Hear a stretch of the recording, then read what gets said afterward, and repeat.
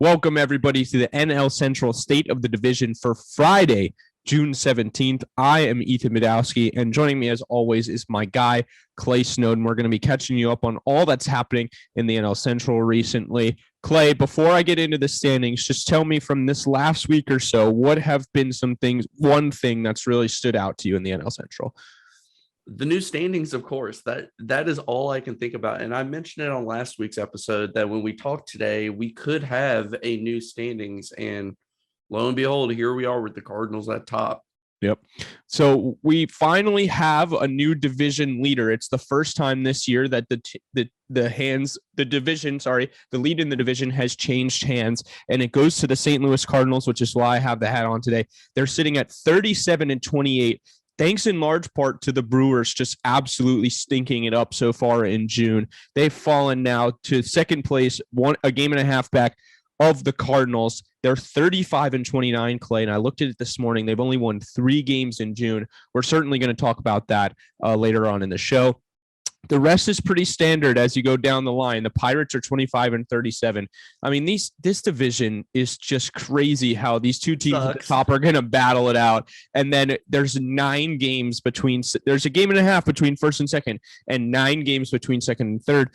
The Pirates are 25-37, 10 and a half back. The Cubs are in fourth place, 23-39, 12 and a half back.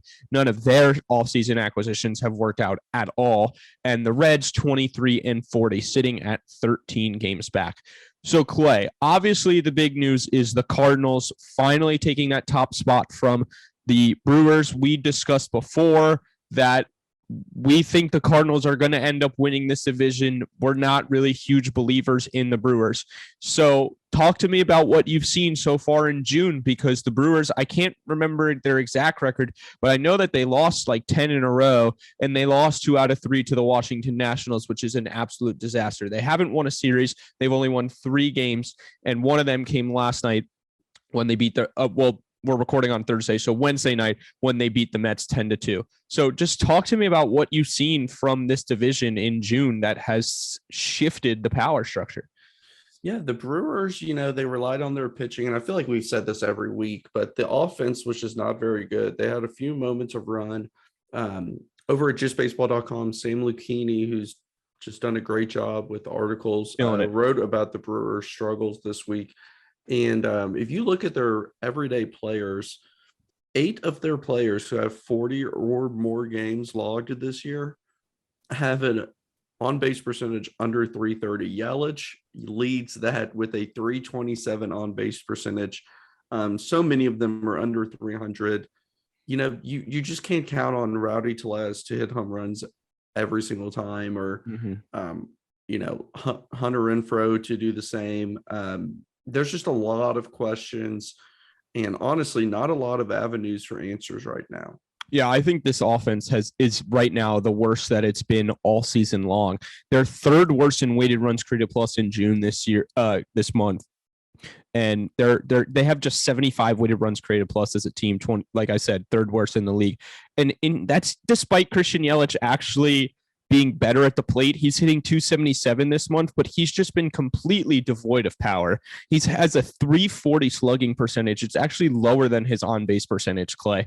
And so he's just not hitting the ball hard or anywhere that it can find gaps and find extra bases. His strikeouts have come down big time.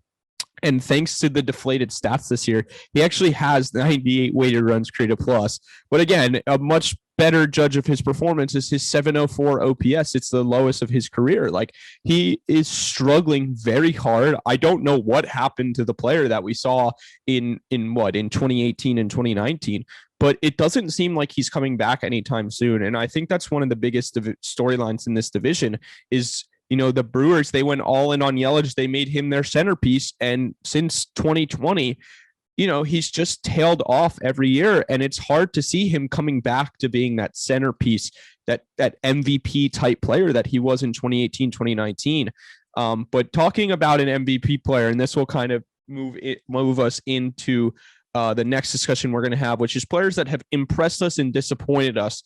And we're going to start with the Cardinals and just go in division order here. The most impressive player, not just for the Cardinals, and maybe not even just in the National League Central, maybe in the entire National League this year, Clay, has to be Paul Goldschmidt and what he's been doing recently. We actually have an article from Just Baseball up today about how Goldie is making his Hall of Fame case. I wrote about him last week. He's been unbelievable and has to be the biggest, he's easily the best player in the National League Central this year. Yeah, I mean, he's slashing 347, 430, 640 with 16 home runs, 21 doubles. I just figured at some point in time he would tail off. Like, he's getting a little bit older now, but he's doing quite the opposite.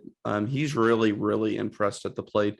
And I do want to mention a rookie, Brendan Donovan, who's kind of a Swiss Army knife playing all over the field for the Cardinals, a guy that I've really been impressed with. 341, 448, 465 in his limited playing time. Yesterday, I believe he was playing first base. We've seen him in the outfield, third, second. Typical Cardinal, man. He can play everywhere, right? Yeah, absolutely. A good piece for the Cardinals, who are still trying to find some bats. Yeah, and he's actually, it feels like he's come through with a lot of big hits for them, like a lot of timely hitting, some big hits late in games and stuff. And also, you're right, Clay, like they just, even though they've taken over the division lead in the National League Central, they haven't really found that offensive groove that we've been waiting for them to find.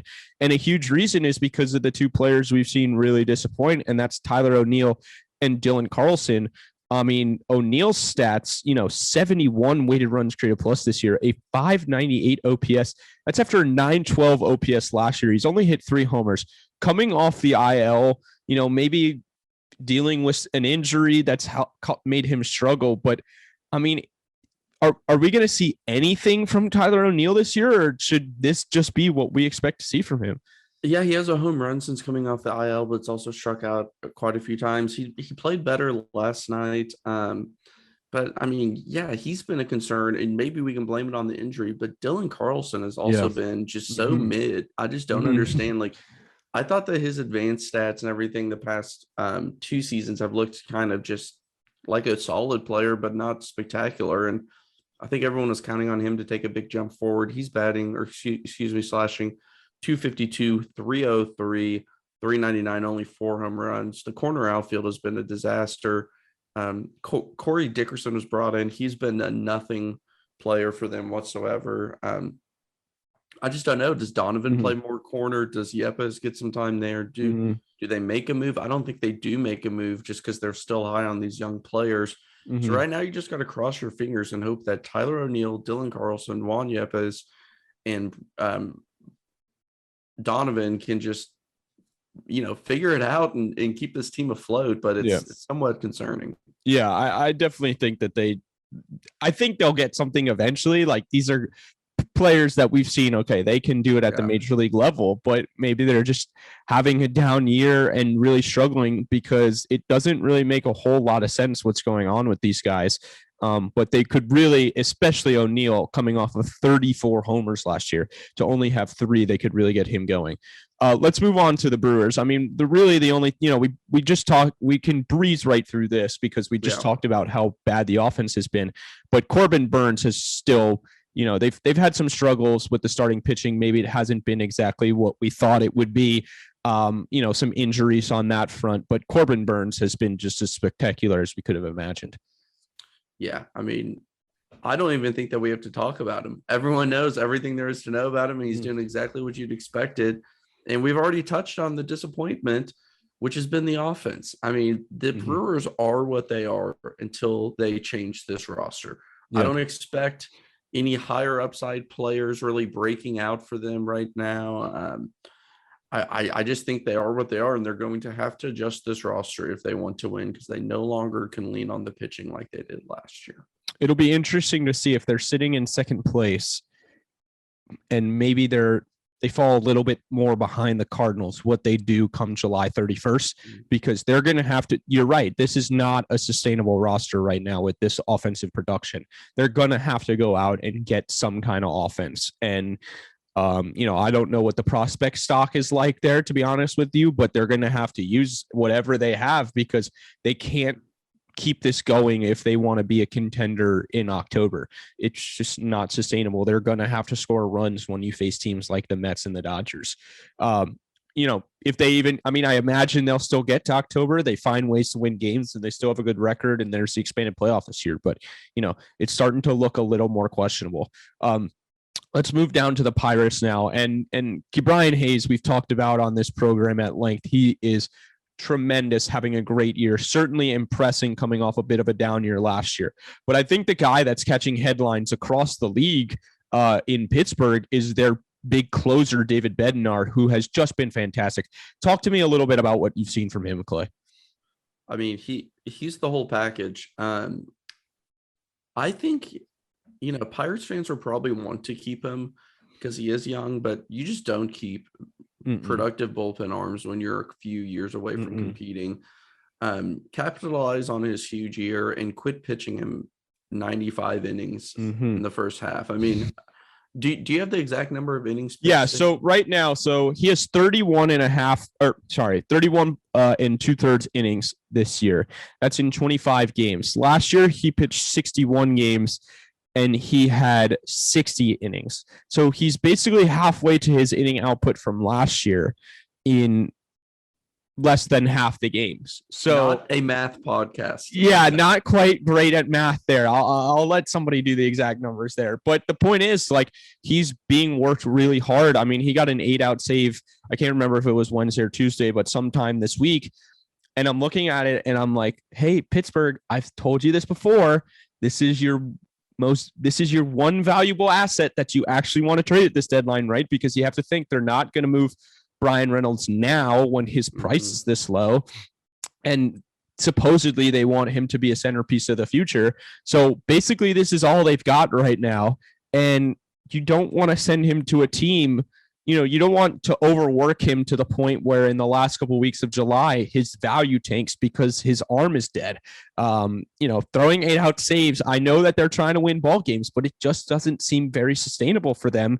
And I think they kind of got to look at, okay, we need to rest this guy a little bit so that his value is still there come July 31st. Because, I mean, look, reliever, everybody's looking for relief help at July 31st. And I think, one of the main guys teams are going to be calling about is Bednar, and the Pirates have to do what they can to make sure they get a big return for him, Yeah, absolutely. But as we move on to the Cubs, a couple of players that have impressed us. First of all, Christopher Morel. We don't have to talk more about him. I just have to mention him every single episode. He did have 2 for 3 or 2 for 4 night with a home run last night.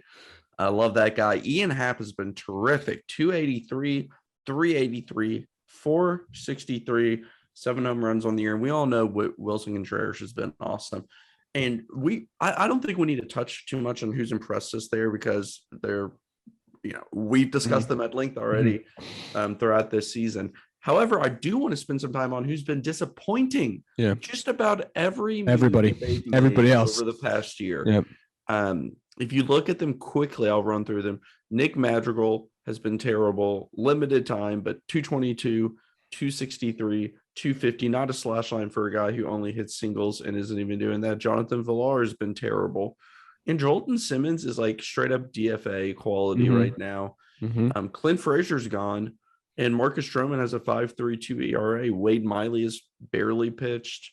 There's just not a lot of positives coming from that bizarre offseason. No, so Ethan, my question from you is what the hell do they do?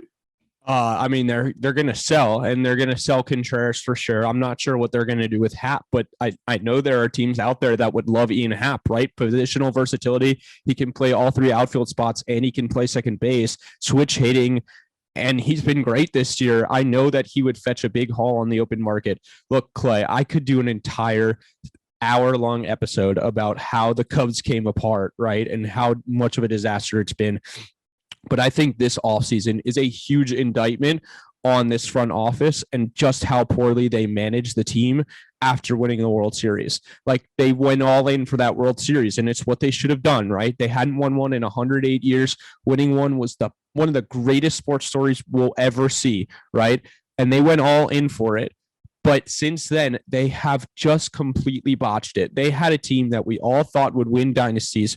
And now look at the team that they're putting out there, man. I mean, I was thinking about it when I was thinking about the pod yesterday and how for so long we spent the first month or two of this podcast saying, is this really what the Cubs are? What are they? Are they bad? Are they okay? Like, no, they're just bad, dude. But they're a bad baseball team. They have no pitching, that nobody's hitting right now except for Happ and Contreras and Morel, and then they've got all these older young guys, like wisdom. They're just not good. They're just not a good baseball team. And this, like I said, this offseason is just a disaster. I mean, they traded for Madrigal for Kimbrel, disaster. VR, everybody could have seen that coming. They signed Andrelton Simmons for $4 million when apparently they were making a play for Carlos Correa. That didn't work out. And Simmons is now, like you said, a DFA quality player. They got Clint Frazier, DFA'd his ass, and Stroman is on the IL, been a disaster too. It's a huge indictment of how poorly, it just shows how poorly this team has been mishandled. And they're just bad. And like I tweeted out from the Just Baseball account yesterday because Aram did the Cubs top 10 prospects. You're right. There's not a lot to be positive about. So all we can do now is look to the future. And, the future, look, they got some good players on the farm, man, but it's going to take a while. It's another process going on in Wrigleyville right now. And speaking of the process, as we keep going down the line here, the team going through it all right now, your Cincinnati Reds, Clay Snowden. I mean, we have to give them some credit. They have really turned their season around. They're actually, since they were 3-25, now that 3-22, they are 20-18 since that time. So playing better ball, playing above 500 ball the last month or so, and it's all because of Joey Votto, is it not? Yeah, he's been good. I actually think it's more of the random players that they brought in this year. Albert Almora Jr. has produced, which is beyond surprising. Brandon Drury, it was a bit for a while, but Brandon Drury really is looking like he's going to be a trade target. Somebody's going to go out and get him at the trade deadline. What happens if he is the Reds all-star? Like, someone has to be, and he's been the best player. It's just hilarious to think about. Matt Reynolds has played well, and the young pitching is really what's driving anybody to watch these games right now. But yeah, they've looked pretty good. The schedule lightened up from the first month. They got a little bit healthier with India coming back, but of course they lost Tyler Stevenson to injury. He would have been there. He would have been their all-star. Let's be clear. If Stevenson had kept it up, he probably would have been the backup catcher for the National League. Yeah. I mean, there's definitely a chance for that, but Mike Moustakas is washed, completely cooked, hasn't looked good at all. That contract really sucks for the Reds, but yeah, I mean, I don't see anything changing this year until the deadline when they move a few pieces. The deadline is going to be interesting for this division, Clay, because we know there's going to be 3 sellers, right? So we know that the bottom 3 teams are going to sell. And then we know the Cardinals are going to go out and buy. And I think they can make a very big impact acquisition depending on what's available. The Brewers are going to be the team that's kind of interesting in the middle. I think that we're kind of out of time here, so we'll save this for another episode. But breaking down how this division is going to go at the deadline, who's going to be available, who's going to be looking for what, is going to be really, really interesting. And, we're going to do that over the next month or so. But just give me one guy that you think right now, we should be keeping an eye out for. Sure.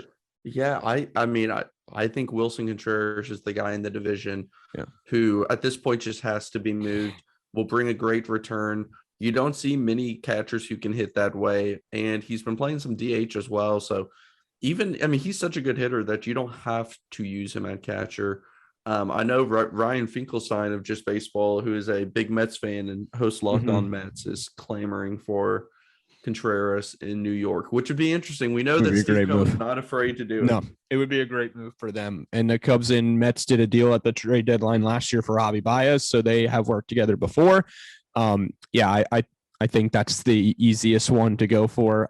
But I think the Cardinals, like a team, I'll talk about buyers. I think the Cardinals are going to be a team that's going to be really aggressive in the market because they know that they can easily take this division from the Brewers if they just add a little bit more pitching or one more bat. Like, I really think that they should go out, you put pitching down here. I also think they need to go out and get a middle infield bat because, I think that could just take their offense to an entirely new level. It'll be interesting to see what's out there.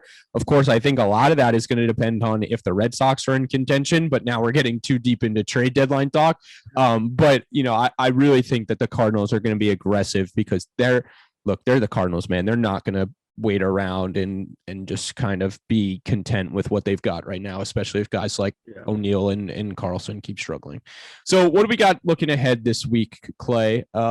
I know that the Cubs are coming off just getting obliterated by the Padres, and they finish up a series with them this week. They're on a 9-game losing streak right now and have just been an absolute disaster.